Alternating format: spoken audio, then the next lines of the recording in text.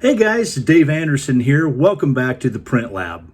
Today we're going to discuss how to convert any materials library that's built for a diode laser, no matter what the wattage setting is, for your wattage setting of your personal laser. Stay tuned.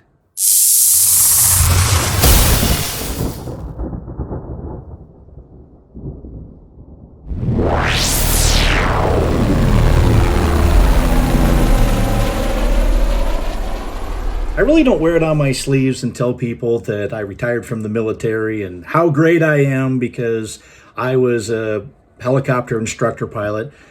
But I did fly Apaches in the military, and I have a lot of experience with lasers and with FLIR. And I just want to give some of my knowledge away to you because it just makes things a whole lot easier. Finding a materials library that's worth a hoot is completely, almost ridiculously hard to find. There's so many people that just hold that so tight and so close to the chest and they don't want to share that information. I am not like that. I'm an instructor by trade. I want you to know the information that I know. So let's get right into the math that is going to make this happen, and you will be able to convert any materials library to fit your specific wattage of laser.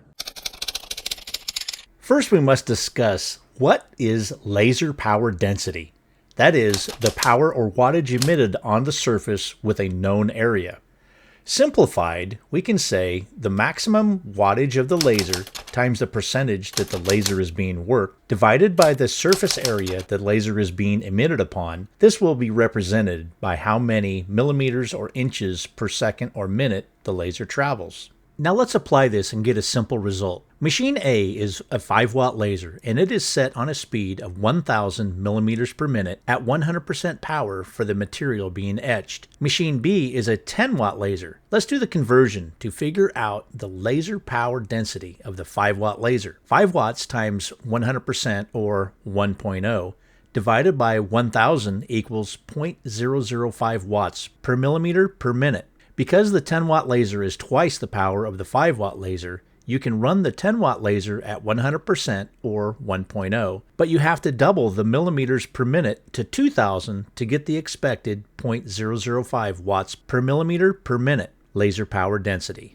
So the advantage is if you have a higher output wattage laser, you can burn twice as fast as a half speed. So a 10 watt burns twice as fast, or can burn twice as fast as a 5 watt, and a 20 watt can burn twice as fast as a 10 watt. So the 20 watt can burn 4 times faster than the 5 watt. You get it? Let's do a little bit more complicated math. Let's say you come across a materials library that someone was kind enough to share that was using a 5-watt diode laser. The speed and power are given at 800 millimeters per minute and 70% power. You have a 20-watt laser.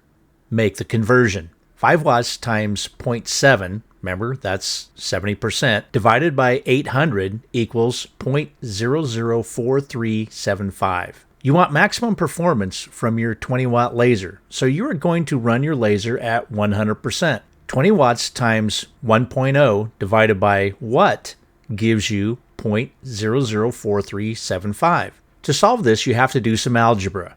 But if you forgot how, don't worry. I've done it for you. Simply multiply watts times the percentage and divide by the laser power density of 0.004375, and you get 4,571 millimeters per minute. Let's say you only want to run your 20-watt laser at 80% maximum. 20 watts times 0.8 divided by the laser power density of 0.004375, and you will get 3,657 millimeters per minute. So tell me, what is 80% of 4,571? Yep, you guessed it, 3,657. By the way, if you're posting your material library, you need to give people 3 things. The first is you need to give what wattage your diode laser is operating at.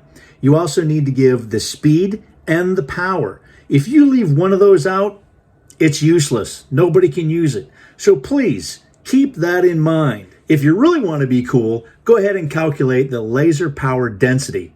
Then people can just backtrack and figure out what the heck to use for their power and their speed settings for their type of laser. That would be really cool and very helpful. To recap, your laser power density is calculated by multiplying watts times percent power divided by speed. Once you have this number, you can plug it into any diode laser using this formula. Your laser's watts times percent power that you want divided by the laser power density. Okay guys, I'm going to wrap it up here. If you thought this was helpful, go ahead and smash that like button and then please subscribe. That would be really, really awesome. If you didn't like this video, go ahead and push the dislike button twice just to make sure. That will ensure that I know that you absolutely dislike this video. Until next time, I'm Dave Anderson signing out for Print Lab. You guys be safe out there and God bless.